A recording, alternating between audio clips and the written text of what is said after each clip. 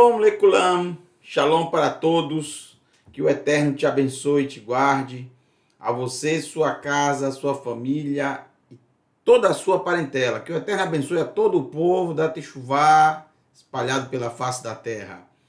Mais uma vez reunidos e agradecemos a Ele por esse momento tão especial. Abençoado seja para sempre o seu nome. Vamos dar continuidade ao estudo do livro Risayon, Apocalipse, Revelação. Então vamos adentrar ao capítulo 18. O capítulo 17 nós tivemos uma introdução que serve também para o capítulo 18. Alguns detalhes que vimos na introdução do capítulo 17 se encaixa perfeitamente no capítulo 18. Então, se você não assistiu ao vídeo introdutório do capítulo 17, eu te encorajo, eu te aconselho a fazer. Como também é muito importante, se você não assistiu ao capítulo 12 de Apocalipse, é muitíssimo importante para entender muito desse capítulo 18, principalmente no que se refere a Ezequiel, capítulo 28, o qual nós já explicamos detalhadamente dentro do capítulo 12. Então você procura, se não assistiu, assiste novamente o capítulo 12, são 2 ou 3 aulas. E se você já assistiu e não se lembra, reassista. Tudo fica gravado no canal, na playlist chamada na playlist chamada Apocalipse. Muito bem. Aula de hebraico não, Apocalipse. Muito bem, gente. Capítulo 18, verso 1. Apocalipse 18, verso 1. Vamos fazer a nossa leitura interpretada. Capítulo 18, verso 1. Ve acharei ren, e depois destas coisas, depois disso, Raiti, eu vi, Malach Acher, outro mensageiro. Haja mensageiro nesse livro, são muitos. Malach, mensageiro, Acher, outro mensageiro. Iored, descendo, Min Hashamayim, dos céus. Sar, um príncipe. Isso é muito importante. Um príncipe. Sar, um príncipe. Este início do capítulo 18, e uma grande parte dele, vocês vão ver, tem tudo a ver com o capítulo 27 e 28 de Yehezkel. Boa parte dos primeiros versos baseia-se no capítulo 27 e 28 de Ezequiel. Lá também em Ezequiel 28, por exemplo, cita o príncipe de Tsor, ou seja, o príncipe de Tiro, cidade litorânea que detinha todo o comércio marítimo. Não só o comércio marítimo, como também recebia de muitas nações aportes financeiros, pagamento por uma taxa de pagamento de proteção. Ele era chamado o protetor dessas nações. Então, ele impedia muitas vezes nações rivais de guerrearem. Não porque ele era bonzinho, mas ele queria que as nações estivessem em paz para exercer o comércio.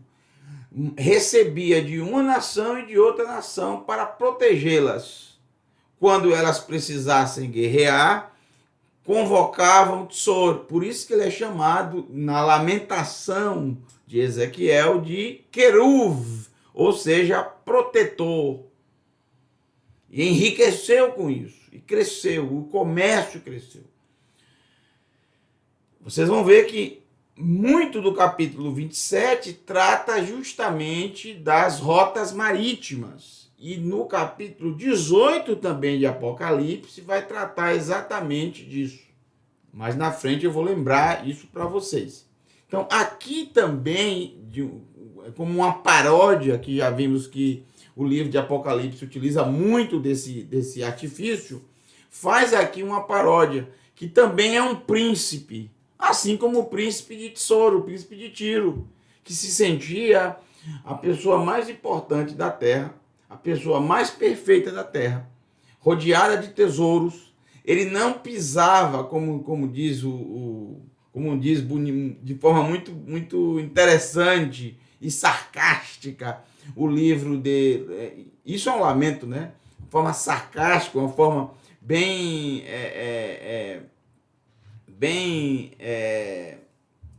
até engraçada, eu diria. Chega a dizer, no capítulo 28 de Ezequiel, que ele pisava sobre as pedras preciosas. Era tanta pedra preciosa, era tanta riqueza, que ele não pisava na terra, no chão. Ele pisava em pedras preciosas. Ele estava totalmente adornado de ouro, de pedras preciosas e tal. Muito bem. Vegadol e grande. Então, esse príncipe que desce dos céus, esse mensageiro, entre aspas, anjo, ele é um príncipe e ele é grande. Gadol, grande. Ve haaretz, e a terra reirá, vem de or, luz, reirá, resplandeceu, Mikevodô, resplandeceu da sua glória. De tanta glória que ele tinha, a terra resplandeceu. Gente, isso é totalmente interligado ao capítulo 28 de Ezequiel. Assista o capítulo 12 de Apocalipse para vocês entenderem. Eu não repetir tudo novamente, algo que já está no próprio estudo de Apocalipse. Mas lá vocês se lembram que esse príncipe de Tiro, ele era resplandecia, entre aspas, essa glória dele. Chega a dizer de forma sarcástica também que não existia nele, que não havia nele nenhuma mancha sequer. Ele era puro, ele era limpo, totalmente. Entre aspas, de forma sarcástica. Nele não havia defeito, entre aspas. Até que um dia se achou iniquidade. Tem isso? Pronto. Tudo isso é um lamento. Ele se considerava perfeito. Esse ser humano, ele nem se considerava um ser humano, ele se considerava um Deus. Assim como a maioria dos governantes da terra, em algum momento se sentiam. Os faraós se sentiam deuses. Os imperadores se sentiam... Nevru-Hadetzar se sentia um deus, tanto que ele mandou levantar uma estátua em sua honra para ser adorado. Os imperadores romanos, Nero, por exemplo, se sentia um deus. Todos eles, todo governante que está acima de todos, de todo o povo, se sente, de uma certa forma, melhor. E, de uma certa forma, se sente um deus. Essa é a praga, uma das 3 pragas de Nimrod, um dos 3 pilares de Nimrod. Então, muito bem. O capítulo 18 mostra claramente que o ser humano que acha que é alguma coisa, na verdade ele não é nada. A honra é do Eterno. A glória é dele. O poder é dele. O verso 2 diz o seguinte: Vaikra bekoar, Vaikra bekoar, o koar, que é poder, e chamou na força, poder não, força, e chamou na força, ou no poder, koar, poder, e chamou no poder, koar, ve'oz, e na força, oz, força, lemor, dizendo, naflá, naflá, repito, naflá, naflá, caiu, caiu. Caiu a primeira vez e a segunda vez é a repetição. Confirmação. Yaakov, Hineni, eis-me aqui. Avraham, eis-me aqui. Hineni. Moshe, eis-me aqui. Sempre duas vezes. A confirmação. Então, é confirmada aqui no livro de Apocalipse a queda de Babel. Naflá, caiu, Babel, Hagedolá, Babel, a grande. Aqui não se refere exatamente à cidade de Babilônia, a cidade de Babel, que significa em hebraico confusão. Mas por que esse nome é hebraico? Porque quando ela foi criada, só existia o idioma, um idioma. A terra só falava uma língua. Babel, por que ele chamou de Babel? Nimrod chamou de Babel, porque ele disse, aqui há uma mistura. O que estava misturado ali em Babel? Capítulo 11 de Bereshit. O que estava misturado ali? Todas as três famílias. A família de Ham, claro, ele se sentiu o representante maior, o Nimrod, família de Ham. Ali estava representado a família de Shem, porque além de ter muitas pessoas de Shem, Babel é no território de Shem. E ali havia a família de Yefet. Toda a terra, representantes de todos os lugares estavam ali na Torre de Babel, que se juntaram ali. Por isso chamou o lugar Babel, mistura, uma mistura. Babel não significa confusão, Babel significa mistura, misturar. Então, o sentido dessa cidade é exatamente a mistura de todos esses impérios que marcharam sobre a terra, que governaram sobre a terra, que governaram sobre o ser humano. A mistura de todas as religiões, práticas religiosas, doutrinas religiosas, que se misturam, que se fundem, e tudo isso misturado com o dinheiro, o amor ao dinheiro, o apego ao dinheiro. Então você tem esses três pilares misturados. É misturar dinheiro com religião. Eu não preciso ir muito longe. Você sabe do que eu estou falando. Misturam ou não misturam dinheiro com religião?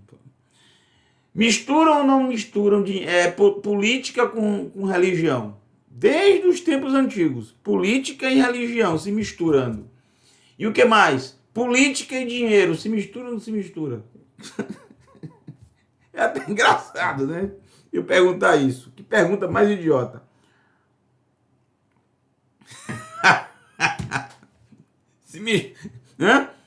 Tudo misturado. Babel, quando Apocalipse fala de Babel, não está falando da Babilônia em si. O império já tinha caído há muito tempo atrás. Quem estava no poder agora? Roma. Mas não é Roma em si, Babel. Babel é todo o sistema desde Nimrod. Babel aponta para Nimrod. Aponta para aquele momento de rebelião, que a palavra Nimrod quer dizer rebelde. Aponta para a rebeldia do ser humano de afrontar o Criador. De ir de encontro à vontade do Criador. E de se rebelar contra ele. De trilhar os seus próprios caminhos. Esse texto, na verdade, o verso 2 do capítulo 18, ele não é exclusivo de Apocalipse. Não. Como eu sempre digo, na verdade, Apocalipse, dois terços de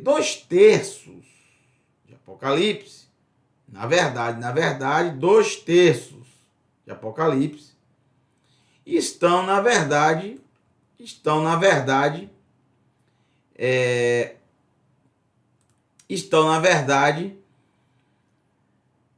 baseados no Tanar. 2/3 de Apocalipse. 2/3, eu disse, repito. 2/3 de Apocalipse estão no Tanar, na Escritura Sagrada. Na Escritura Sagrada. Mas isso quer dizer o quê? Que o livro de Apocalipse ele não é autêntico? Muito pelo contrário. Ele é totalmente autêntico por ser baseado nos profetas. Né? Ele é totalmente autêntico por ser baseado nos profetas. Bom, eu quero trazer um texto para vocês aqui, estou só procurando aqui. O texto, deixa eu voltar aqui. Já vou achar esse texto. Pronto. Eu quero mostrar para vocês. Pronto. Agora sim. Eu vou repetir esse texto que eu já coloquei para vocês anteriormente. Eu vou voltar aqui a ler esse texto do profeta Irmeiahu. Capítulo 51, verso 7. Que diz o seguinte: Kos Zahav, um copo de ouro, Bavel, Beyad Adonai, na mão do Eterno. Meshakeret kol haaretz, meyeina shatu goim, al ken it holelu goim, o qual embriagava toda a terra do seu vinho, beberam as nações. Por isso as nações se envaideceram, se orgulharam, ficaram orgulhosas por causa do vinho que ele embriagou as nações. Então, vamos se lembrar de Nimrod mais uma vez. Nimrod, ele é exatamente o símbolo da rebelde. Seu nome já diz, rebelde. Seu pai colocou esse nome justamente para ele se rebelar contra o Eterno. Mas por quê? Tudo foi explicado para vocês na Parashá Noach. Noach, é só você assistir, o grande divisor de águas. Lá você vai entender. Então, Nimrod é o símbolo da rebeldia, do orgulho em não se arrepender, do orgulho em não se submeter à vontade do Eterno, ao mandamento do Eterno, por exemplo, de se espalhar e povoar toda a terra, de se rebelar contra o Todo-Poderoso. Esse é Nimrod. E é exatamente isso que ele fez ao longo da história, não só ele, como todos os seus seguidores até os dias de hoje fazem. Se rebelam contra o Criador. Porque estão embriagados com esse vinho, chamado vinho da prostituição, que embriaga as nações, e as nações se envaidecem. As pessoas têm a mania errada, errônea de dizer eu não me arrependo de nada. Isso é orgulho. Isso é orgulho. Perceba que em Jeremias, Irmeiahu, capítulo 51, verso 8, na verdade, a mesma coisa que está escrito aqui, Naflá Bavel, é o que acabamos de ver em Apocalipse. Então eu digo a vocês, 2/3, repito, 2/3 de Apocalipse está totalmente baseado no Tanar. Então 66% de Apocalipse é Tanar. A Escritura Sagrada, Torá, profetas, Torá, Niviim, Ketuvim, Torá, profetas e escritos. Então não é uma coisa que, você lê lá o capítulo 18 de Apocalipse, caiu Babilônia, Olha que novidade. Não é novidade, isso já está nos profetas. Mas por que eu só estou sabendo disso agora? Porque você não estuda os profetas, entendeu? Porque as pessoas não têm costume de estudar a Escritura. As pessoas não têm costume de estudar. Não estou falando de ler, estou falando de estudar, de verificar. Desde que eu trouxe Apocalipse para vocês em hebraico e traduzido do próprio hebraico, palavra por palavra, tradução nossa. Não é uma tradução que eu peguei na internet. Eu mesmo fiz. Eu mesmo tive todo esse investimento de tempo, que para mim foi uma maravilha. Eu aprendi muito com isso. Através da tradução, eu descobri esses textos em conexão. Por quê? Porque eu procurava partes das palavras do Apocalipse no hebraico no Tanar e achava os textos, e os textos são completamente iguais. Isso é uma maravilha. Infelizmente, tem pessoas que de forma irracional ou por falta de conhecimento imaginam que os escritos nazarenos originalmente são gregos, mas não se passa na Grécia. Os principais protagonistas, os protagonistas dos escritos nazarenos são judeus. Todos eles são judeus. Todos eles se baseiam no Tanar, na Escritura Sagrada. Todos eles citam o Tanar abertamente. Eles não estão falando em grego, eles estão falando em hebraico, aramaico. Ok. E o livro de Apocalipse é uma das grandes provas. 2/3 dele é citação do Tanar. Muito bem.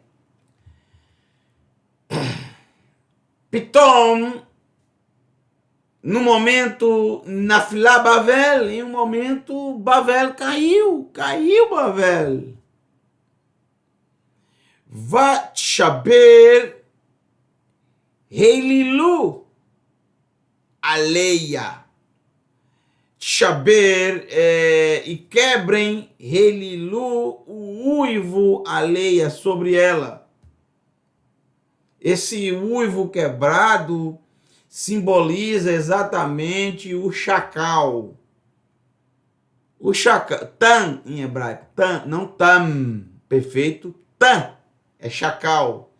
O chacal com o uivo quebrado para deixar as ovelhas completamente fora. Já falei isso para vocês algumas vezes, não me lembro quando, mas já falei para vocês. O uivo quebrado fazia com que as ovelhas ficassem desnorteadas. Cada uma ia para um canto. Pelo uivo quebrado do chacal, que assustava as ovelhas, que dispersava as ovelhas.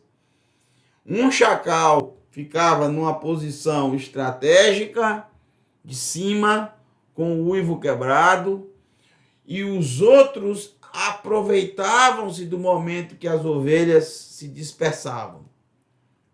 Há uma canção que diz exatamente isso.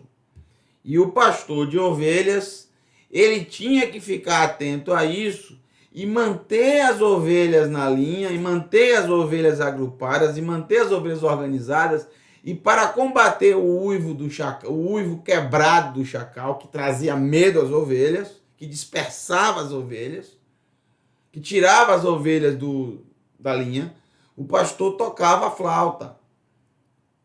Halili, a minha flauta, o toque, uma melodia na flauta para acalmar as ovelhas e fazê-las prestar atenção nesse toque da flauta, no uivo da flauta e não no uivo quebrado do chacal. No uivo quebrado do chacal. A canção diz: Or hayarea al-hahar, Or hayareach al-hahar, luz da lua sobre a montanha. Laila lavam bisdot Beit Lehem. Noite branca, por causa da lua. Noite branca sobre os campos de Beit Lehem, de Belém. Tameialel bekol nishba. Você sabe que os campos de Belém é onde tem mais pastores em Israel, desde os tempos antigos. O local é excelente para rebanhos. Tanto que lá nesse local onde nasceu David Amelech, o rei David, chamado Migdal Eder, Torre do Rebanho. Tameialel bekol nishbar. Tameialel bekol nishbar. Essa palavra aqui, ó. Shaber, nishbar. Tameialel bekol nishbar. Um chacal com uma voz quebrada. Tameialel bekol nishbar. Anapana edrila lechet.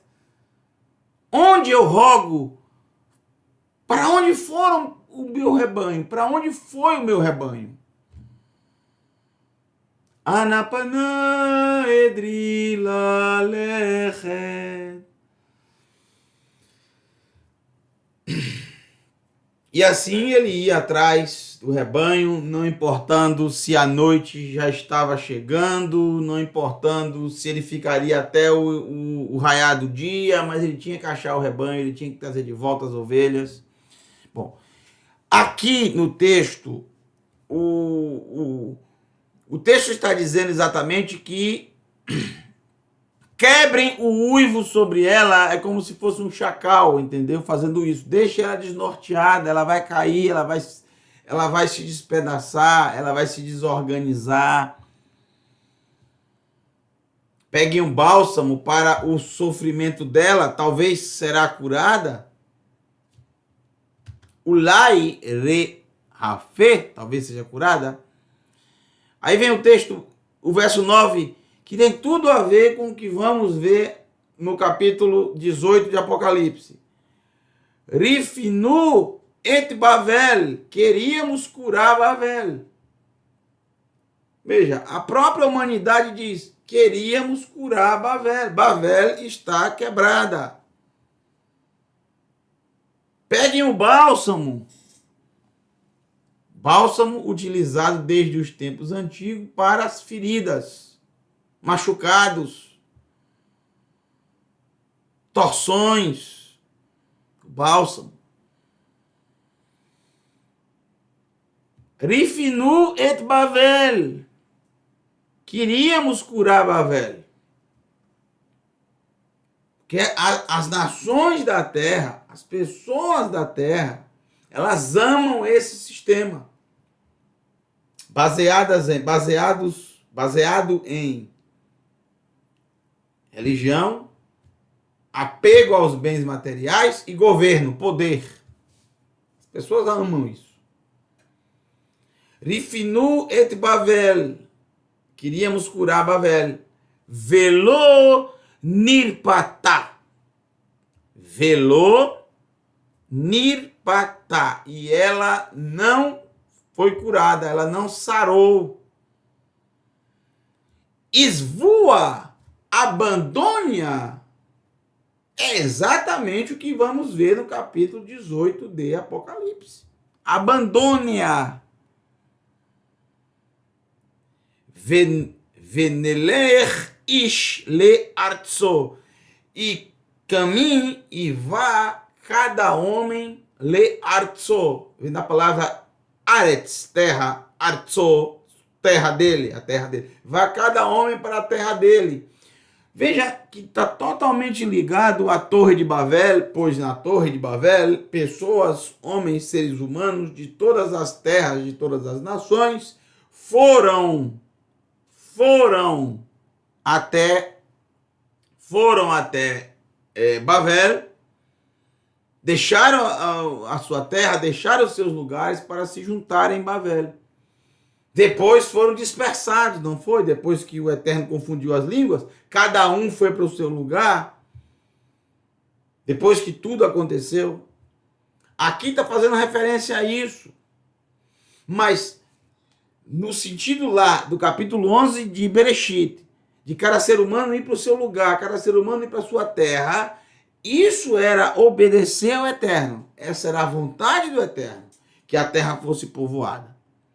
Então, o significado aqui é, ela não tem cura, abandone-a, saia, ou seja, faça a vontade do Eterno. E essa é a vontade do Eterno. Abandone Babel. Abandone esse sistema. Pois alcançou os céus. Olha que interessante. Kinagá el Hashamayim Mishpatá. O que é que alcançou os céus? O juízo dela. O juízo chegou no limite e ela foi julgada e foi destruída e foi condenada e caiu. Cai aquele que está em cima, não quem está embaixo. Quem está embaixo não cai, porque já está no chão. Ela se exaltou demais. É por isso que quando você lê Ezequiel 28, quando você lê Yeshayahu, capítulo 14, Isaías, capítulo 14, não tem nada a ver com Hassatã ali, nada a ver com Hassatã. O texto deixa claro, tem a ver com Tzor, com Tiro, com o príncipe de Tiro, com o rei de Tiro, e em Yeshayahu tem a ver com Bavel, com o próprio Bavel. Se exaltaram, né? Se exaltaram. Chegaram por causa da riqueza, por causa da religião, por causa do poder, se sentiram como deuses.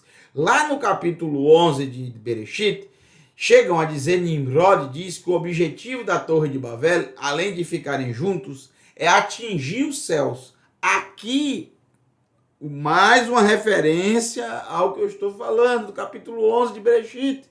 Alcançou os céus, atingiu os céus, mas não eles. O juízo, os pecados. E elevou-se até as mais altas nuvens, ou seja, chegou lá no topo. A forma de dizer, a forma de falar. Isso é muito interessante. Mas só por motivo de... Isso aqui eu já mostrei antes, mas por motivo de informação... Tzor, em hebraico, que significa rocha, pedra, né? Tiro, nas versões, o comércio de todo o mundo estava... Isso aqui é enciclopédia, tá? O comércio de todo... Entre aspas. O comércio de todo o mundo estava reunido nos armazéns de Tiro. Que esplendor que era Tiro. Tzor. Os mercados... Cidade litorânea. Os mercadores desta cidade foram os primeiros a aventurar-se, a navegar através das águas mediterrâneas, fundando colônias na costa e ilhas vizinhas do mar Egeu, na Grécia, na costa do norte da África, em Cartago, na Sicília, na Córcega, na Península Ibérica e mesmo para além dos pilares de Hércules em Gadeira, Cádiz.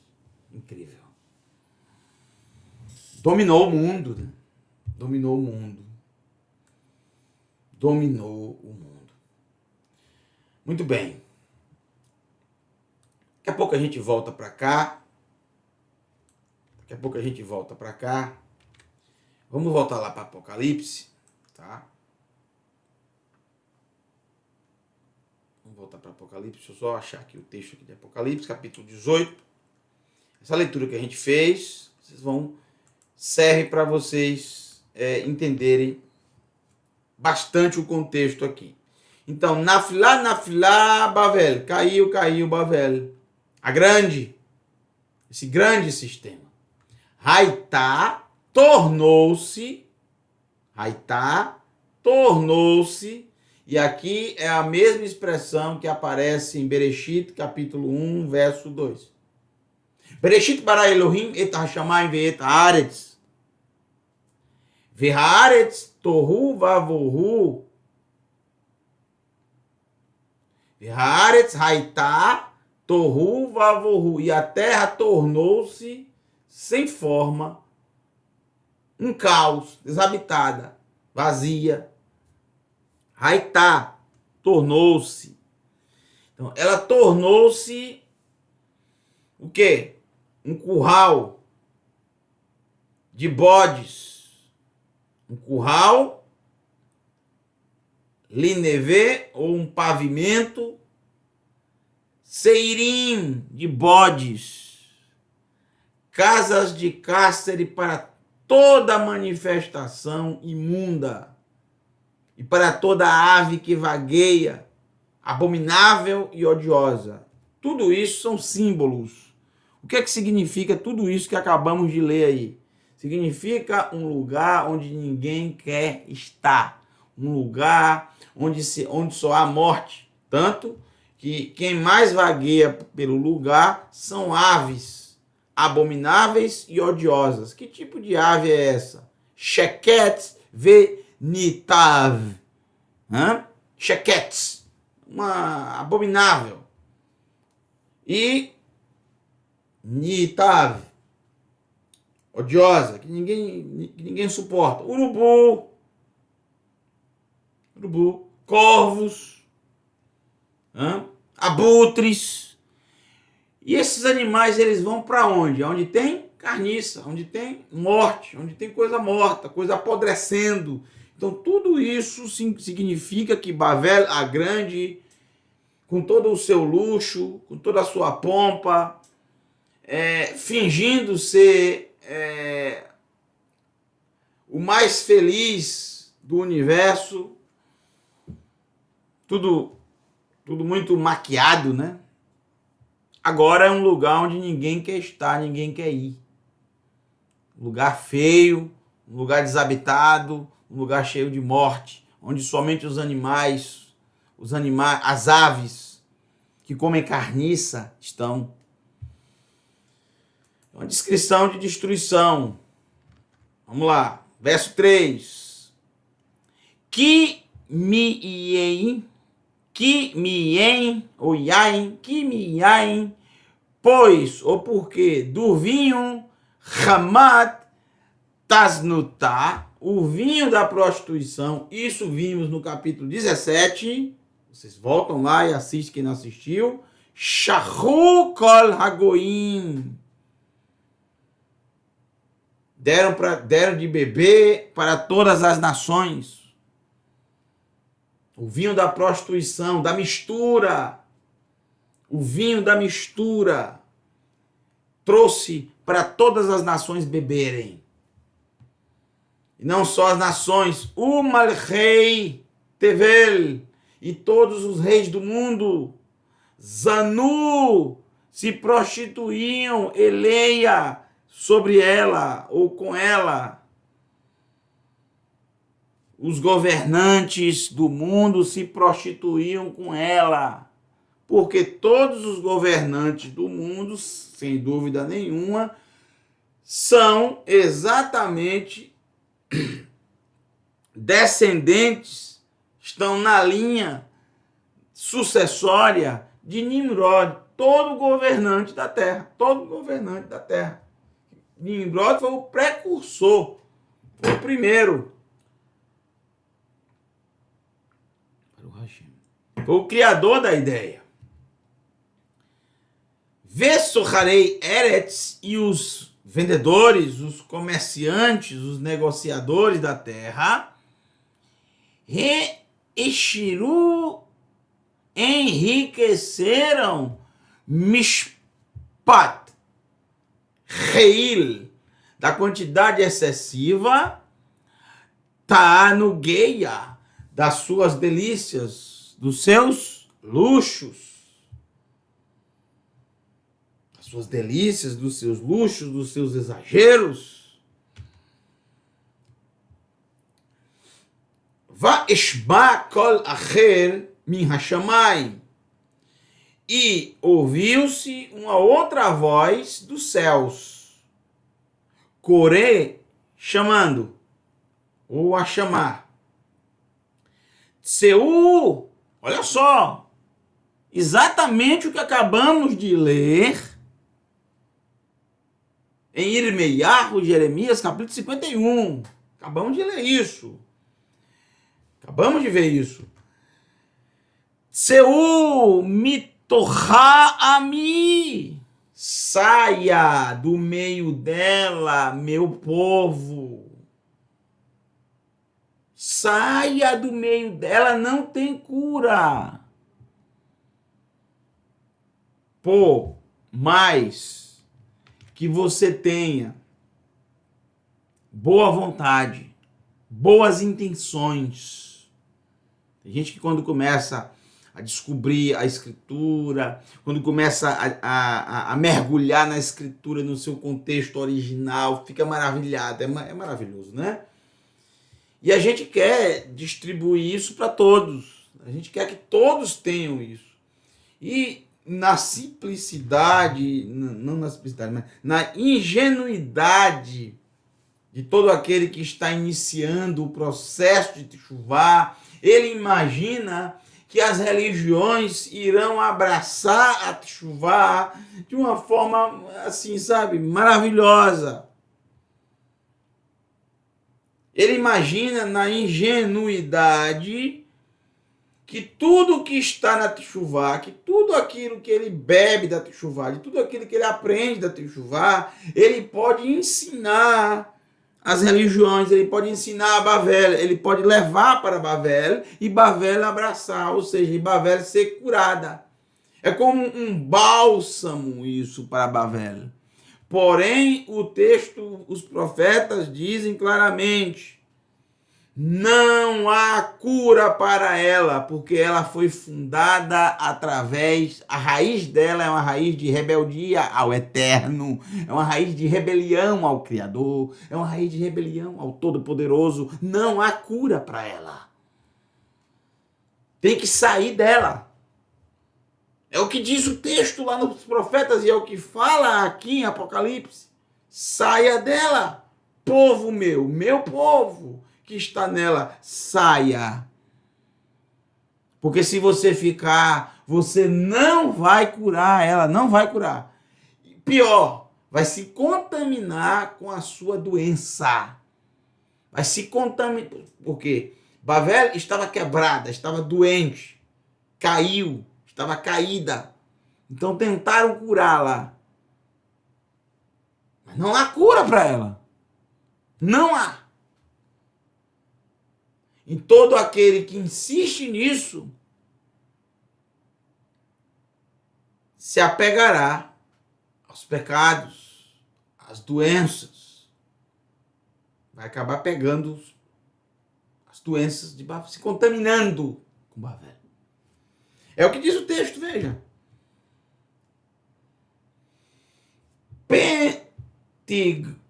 Pentigu behatoteia bedaviku bachem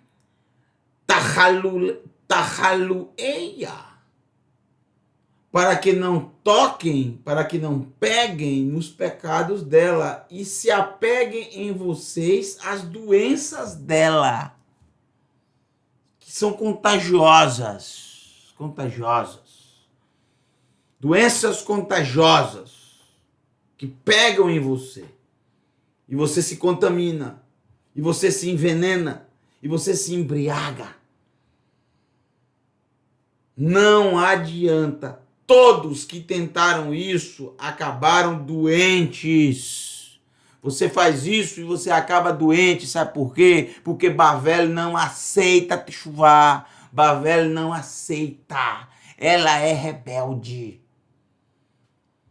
Ela utiliza a escritura? Utiliza, é uma mistura. Lembre-se, mistura. Ela fala do Eterno? Fala, lembre-se, mistura. Mas é tudo do jeito dela. Ela não se submete. Ela não se submete aos mandamentos como o Eterno ordenou. Não, é do jeito que ela acha que deve ser. Fazendo todo tipo de adulteração, todo tipo de alteração, todo tipo de manipulação para que se junte, se una, se misture todos os conceitos pagãos. O sincretismo religioso. A mistura. Mistura o santo com o profano, o que é santo da Escritura com o paganismo. Isso muitos imperadores fizeram, entre eles Constantino.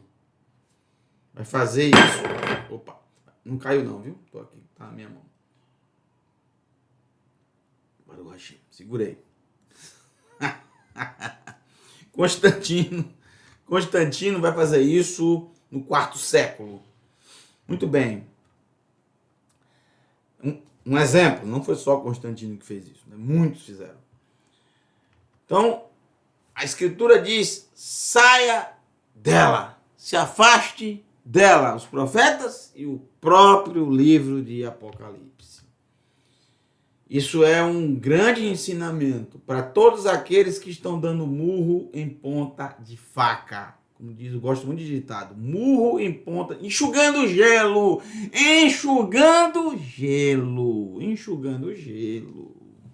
tapando o sol com a peneira. Ótimo, tapando o sol com a peneira. Não adianta, né? Não adianta.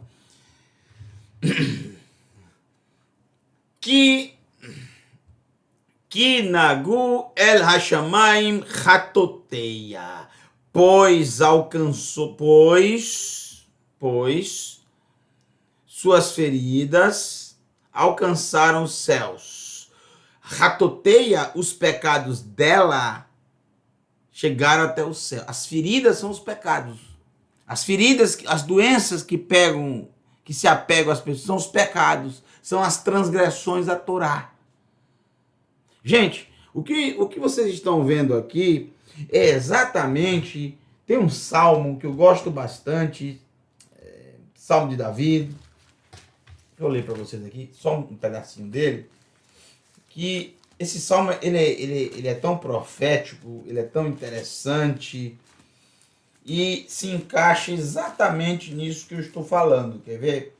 Não está programada a leitura desse salmo, tanto que não vai aparecer aí na tela, mas eu vou ler para vocês aqui, que é pequenininho, é rapidinho. Capítulo 2, Salmo 2, Teelim, Salmos, capítulo 2, diz assim, Salmo de Davi. Porque as nações se tumultuam e o povo se lamenta em vão. Os reis da terra estão se posicionando, os líderes estão conspirando juntos contra o Eterno e o seu ungido, o seu Mashiach, o seu ungido. Eles gritam. O que é que os reis da terra, os líderes, as nações, o que é eles estão gritando? Rompamos com seus grilhões. Joguemos fora as suas correntes. Rompamos com os grilhões do Eterno. Isso foi o que gritou Nimrod. Isso foi o que gritou os descendentes de Ham. Os descendentes de Canaã. Quando ouviram o que saiu da boca de Noé. A maldição. Rompamos com seus grilhões. Joguemos fora as suas correntes. Vamos romper com os mandamentos. O que ele chama de grilhões? Os mandamentos. Os mandamentos do Eterno. Eles chamam de grilhões. De correntes. Vamos jogar fora os grilhões. Vamos jogar fora as correntes dele. O que segura o ser humano ao Eterno é o amor. Ahavá. E o amor, ele é demonstrado através da obediência. E só pode demonstrar obediência ao Eterno se você obedecer ao Eterno. E quando você obedece ao Eterno, você obedece aos mandamentos do Eterno. Ele disse, eu demonstro graça aos que me amam e obedecem aos meus mandamentos. É isso que as nações chamam de grilhões, de correntes. E o texto diz que o Eterno vai dar risada. O Eterno vai rir, porque não tem como jogar fora os, entre aspas, os grilhões dele. Não tem como jogar fora as suas correntes. Os mandamentos dele não são grilhões, nem são correntes. São vivos. É vida. vida, é amor, é ensino, é instrução. Nunca passará. Disse Yeshua, nunca passa. Os céus e a terra vão passar, a Torá não. Não adianta. Ao longo da história sempre quiseram jogar fora, sempre quiseram lançar fora, sempre quiseram quebrar, sempre quiseram destruir. Se você continuar em Bavel, você está amotinado, você está junto, você está conectado exatamente à Torre de Babel. Aquele mesmo movimento que continuou pelo mundo e continua até hoje. Até hoje as nações estão se juntando. Até hoje as nações estão se aproximando cada vez mais. As práticas estão se aproximando. Há um sincretismo religioso. A globalização em relação ao poder, a globalização em relação ao dinheiro. As nações estão se juntando cada vez mais, se amotinando. E a mensagem é sempre a mesma. Rompamos com seus grilhões, joguemos fora as suas correntes. Se você não sair de Bavel não é se enterrar ou ir para o cume do monte ou tentar sair do planeta Terra, ou seja lá o que for. Ou se aventurar pelo mar adentro sem destino. Você pode estar no mesmo lugar, você pode estar vivendo em Bavel sem estar participando dela, sem estar ligado a ela, sem estar ligado aos seus costumes, às suas práticas, aos seus mandamentos. A sua rebeldia. A sua rebeldia. A rebeldia de Bavel.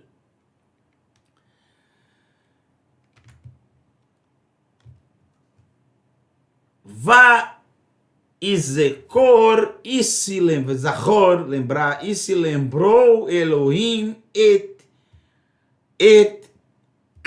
Aoná. Et avoná, avon quer dizer iniquidade, avoná, da iniquidade dela. O Eterno se lembrou da iniquidade dela. Chegou o tempo de retribuir, chegou o tempo do juízo vir sobre ela, e veio, ela caiu. Veja o verso 6. Verso 6. Para o Rashim. Bendito sejas tu, Adonai. Abençoado sejas tu. Abençoado sejas tu. Bendito sejas tu. O verso 5, já comentei, né? A música aqui é a Torre de Bavel. Já comentei. Muito bem. Verso 6.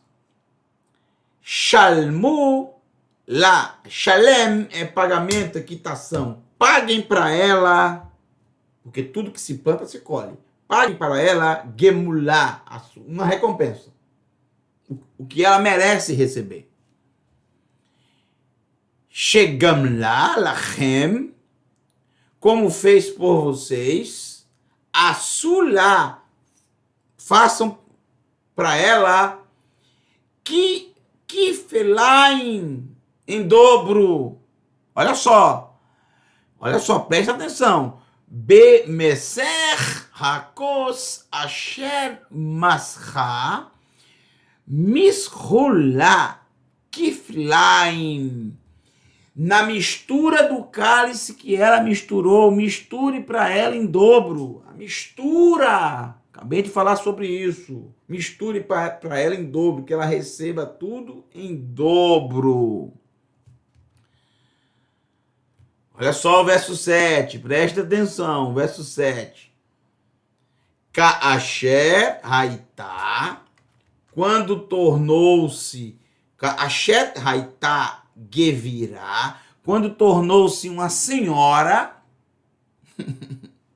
uma prostituta que se tornou agora uma senhora. Ou seja, fez uma grande maquiagem, uma grande enganação do que realmente ela era. Tudo simbólico aqui, obviamente. Haitá Gevirá, tornou-se uma senhora, o meu nagá e delicada, uma senhora e delicada. Quem? Sim, Raviu, tragam a leia sobre ela, madvé, males, vaevel e luto, que amrá, pois ela disse, bilvavá, no seu coração, ela disse no seu coração, malká, rainha, Ani, eu sou, leolem, para sempre. Será? Será que é rainha para sempre?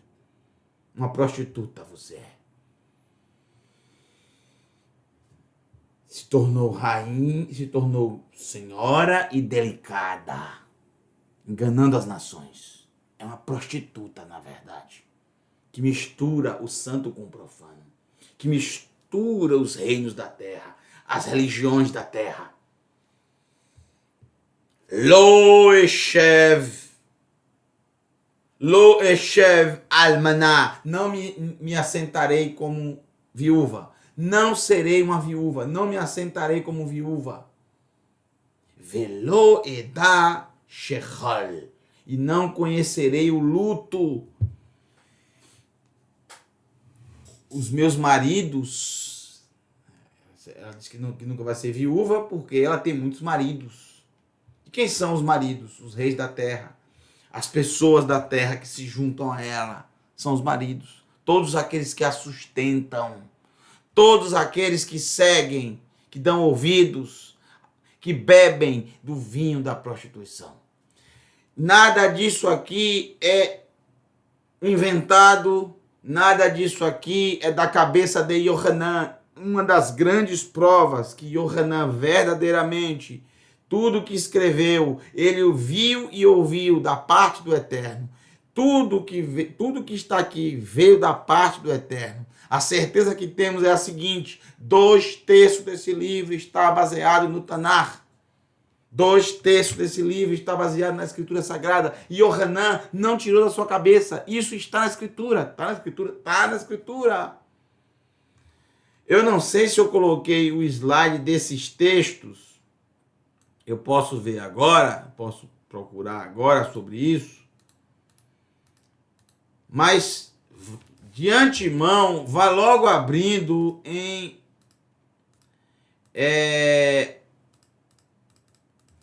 Pelo visto não coloquei, mas vamos abrir em Irmeiarro, capítulo 47. Irmeiarro, Jeremias, será que não coloquei? Eu pensei que eu tinha colocado. Irmeiarro, capítulo 47. Irmeiarro, Jeremias, pensei que eu tinha colocado. Pensei que estaria aqui, mas tudo bem, sem problemas. A gente lê o texto. Irmeiarro, capítulo 47. Realmente não está aqui. Eu não estou vendo aqui. Eu não estou vendo. Então, é sinal que não está.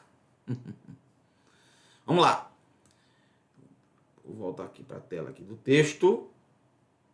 Pronto. Irmeiarro, Jeremias, capítulo 47. Capítulo 47. Vamos ver o que está escrito, tá? Olha só, presta atenção.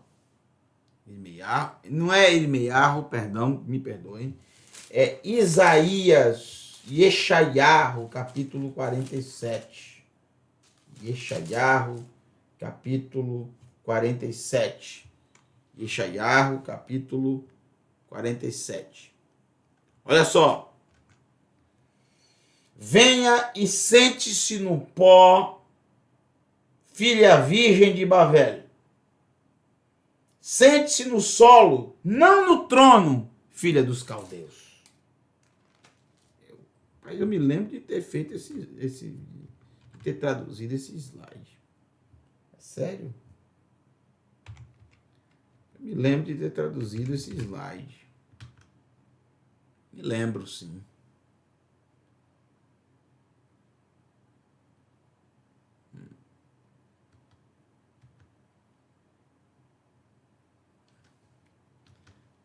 Não tá, não. Eu acabei lendo, não traduzindo. Ok, vamos lá. Vamos continuar. Pronto, vamos lá.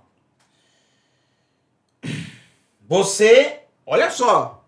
Você não será mais chamada graciosa e delicada.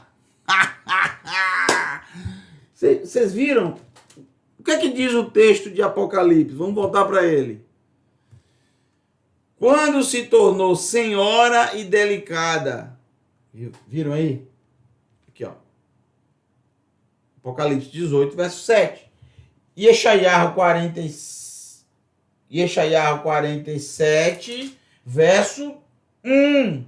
Você não será mais chamada graciosa e delicada.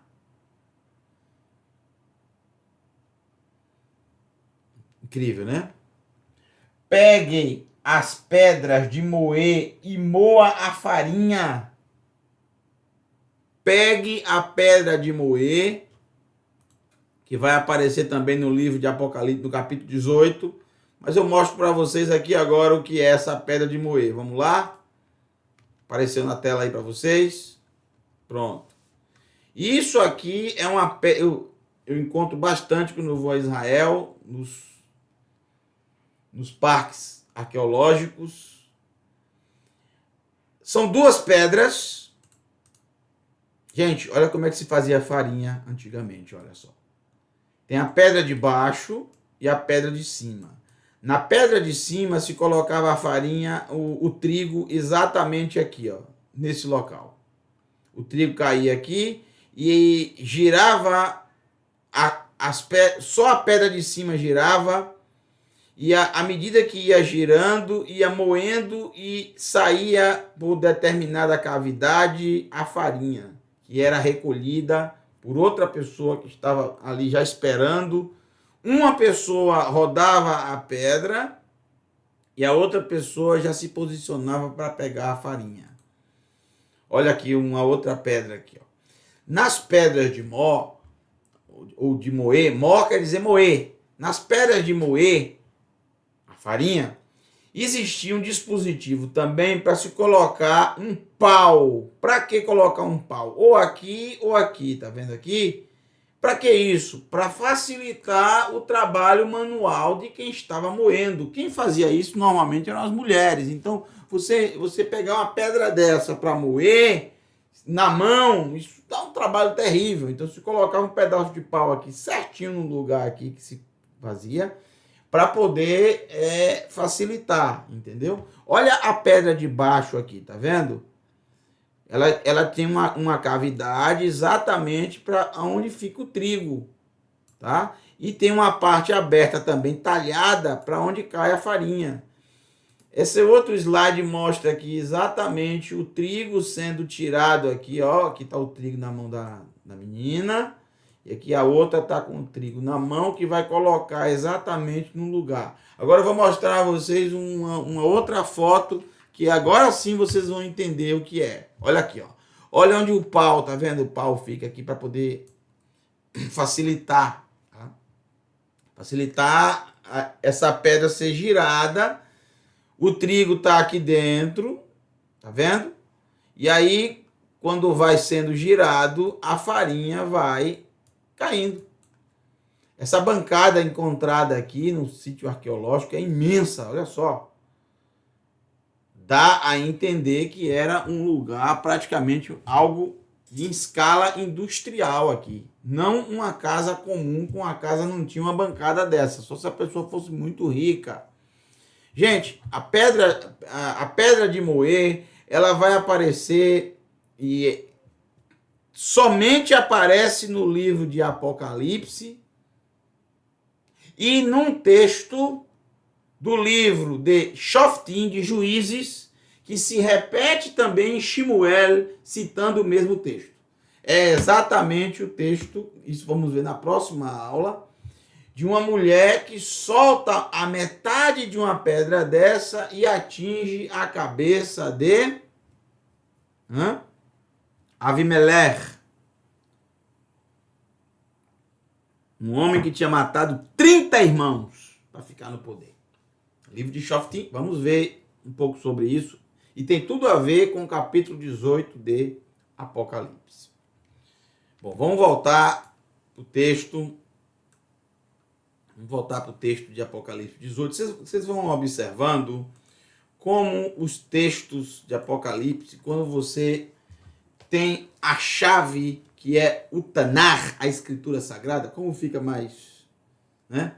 Como clareia, né? Você clareia para você, clareia, acaba há uma luz. E se você vem estudando o livro de Apocalipse com muitos detalhes conosco, assistindo todos os vídeos, e se esqueceu, voltar para assistir novamente e se conectar aos detalhes, você consegue compreender de uma forma brilhante. Verso 8. O verso 8 nos diz o seguinte: Alken tavoná,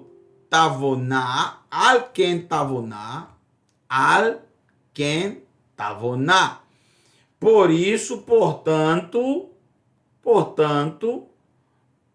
tavonalá be'yom echad.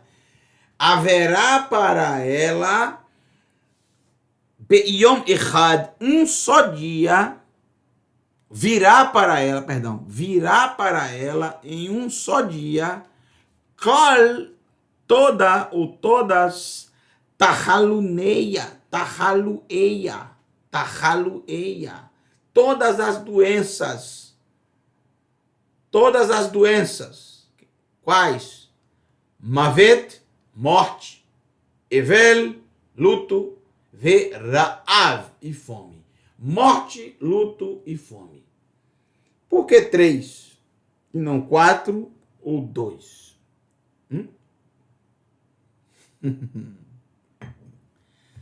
Tudo é muito interessante. Mavet, Evel e Ra'av. Morte, luto e fome. Por que 3 e não 2 ou 4 ou 5? Porque são exatamente a recompensa pelos 3 pilares de Nimrod. Morte, luto e fome. Morte em relação, por causa das religiões, das doutrinas religiosas, a rebeldia que foi trazer novos deuses para a humanidade, misturar o santo com o profano. Luto por causa do poder, do governo, e fome por causa das riquezas, pois elas não valerão mais nada. A maior riqueza da terra, metaforicamente falando, não comprará, por exemplo, um pedaço de pão. Não sei se vocês se lembram de um texto horrível que aparece no livro de Reis. Horrível. Descrevendo o desastre, a tribulação que foi em Chorom, Samaria. Quando uma fome se alastrou no lugar, quando eles estavam cercados pelos inimigos, quando fezes de pombo valia uma fortuna, a ponto que uma mãe chegou a comer o seu próprio filho. Isso está descrito no livro de Reis. É terrível. Eu odeio ler ou falar sobre esse tema. Eu não suporto falar sobre isso, porque isso é uma das piores coisas que eu já li na Escritura. É simplesmente terrível. Duas vizinhas acertaram que um dia comeriam o filho de uma. Isso não é metaforicamente, não, isso aconteceu. E no outro dia o filho da outra seria consumido, filho pequeno. Uma fez o acordo, a outra, quando chegou para dar o filho, não fez e a que se sentiu prejudicada foi ao Procon, foi ao o rei reclamar. E o rei rasgou as suas vestes. Mas isso está profetizado na Torá que aconteceria. Mas eu me lembrei disso agora, por quê? Porque o dinheiro nesse período não comprou nada, porque não perdeu o valor. As pessoas não tinham o que comer. Então, por isso que eu me lembrei.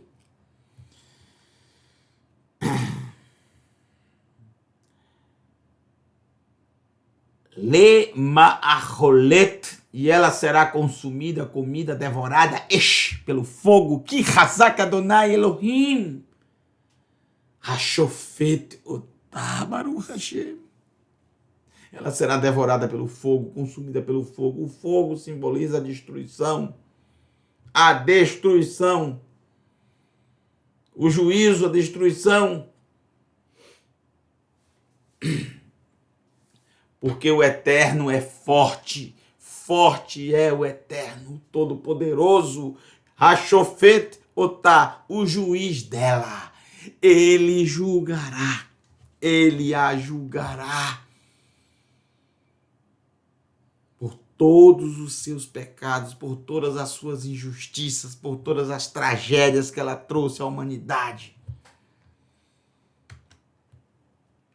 Por toda a injustiça que ela trouxe. Por toda a divisão que ela fez. Por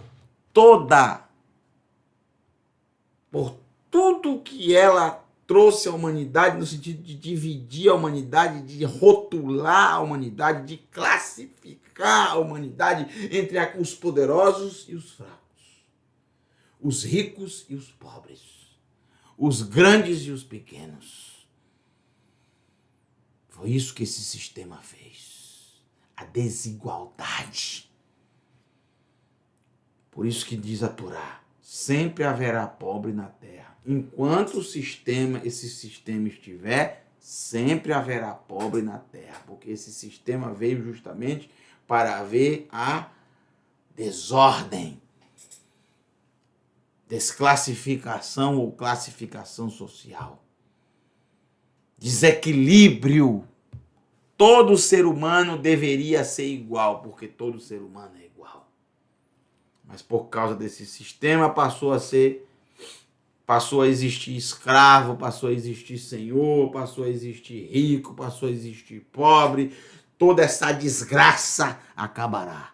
Como diz o livro de Apocalipse, como diz o Tanar, a Escritura Sagrada. Anseiamos pelo mundo vindouro.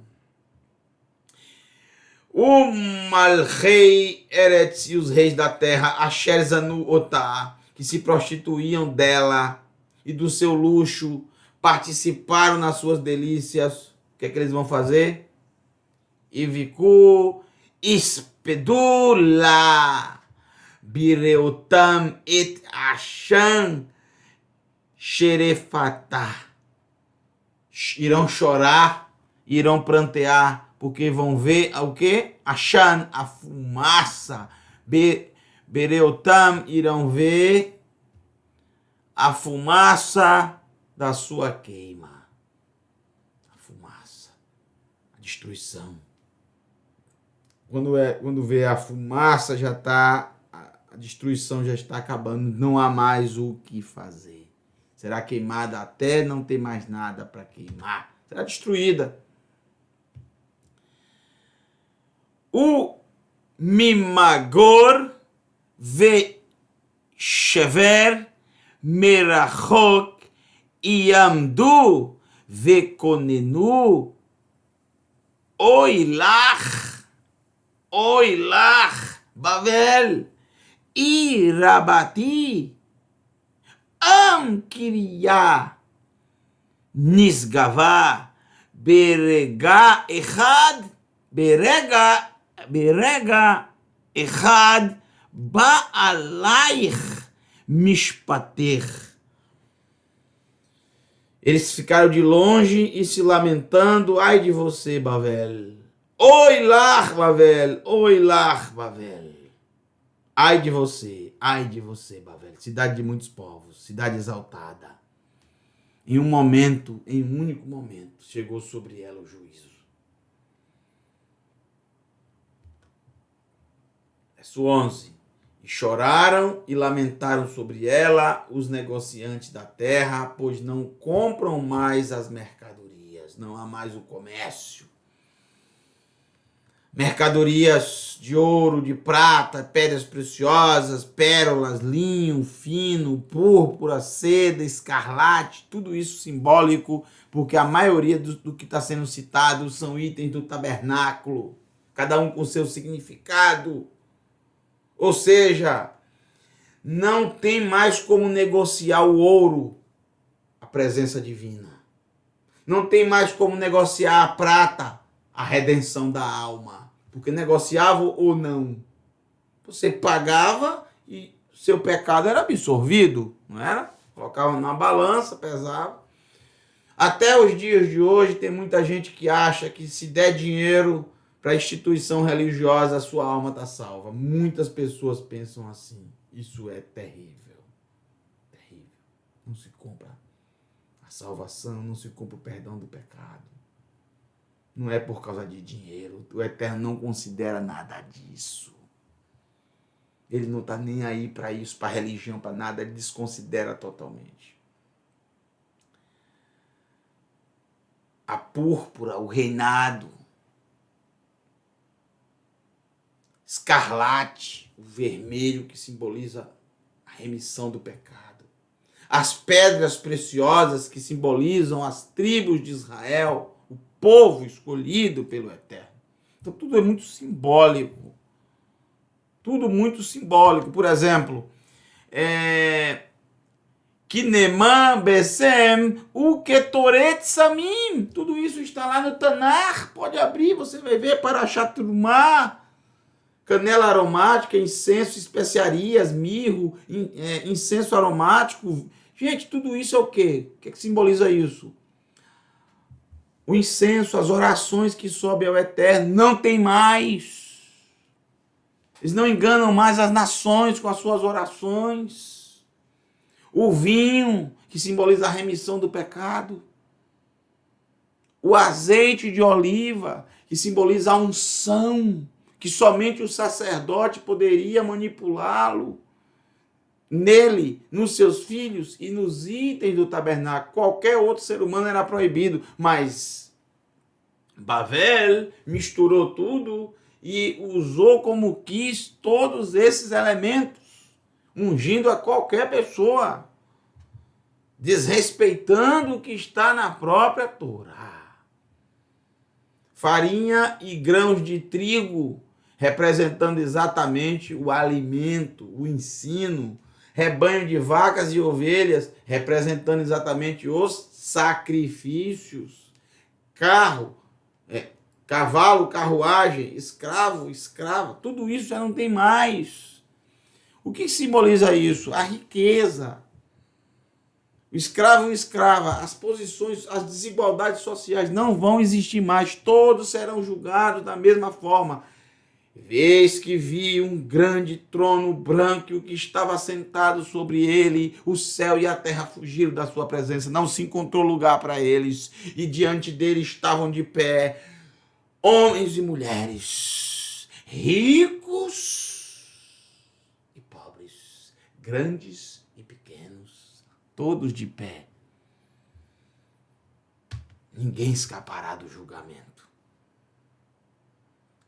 Para a gente finalizar, na verdade vamos finalizar aqui no verso 13, não dá tempo para mais nada, vamos finalizar no verso 13, e do verso 14 em diante a gente arremata na próxima aula, o capítulo 18. Eu espero que você tenha aprendido alguma coisa nessa noite, uma coisinha que você aprendeu. Meu coração já fica feliz. Cumpri a minha missão. Se o Eterno falou o teu coração nessa noite, cumpri minha missão. Estou feliz. Que Ele te abençoe, que Ele te guarde de todo mal. Se você aprendeu, se você trouxe ao seu coração e decidiu forma sincera, obedecer ao Eterno. Nessa noite, Ele falou conosco, Ele deu a sua mensagem no tempo certo, porque nós não sabíamos que hoje, nesse dia, estaríamos aqui ensinando Apocalipse 18, mas o Eterno sabia.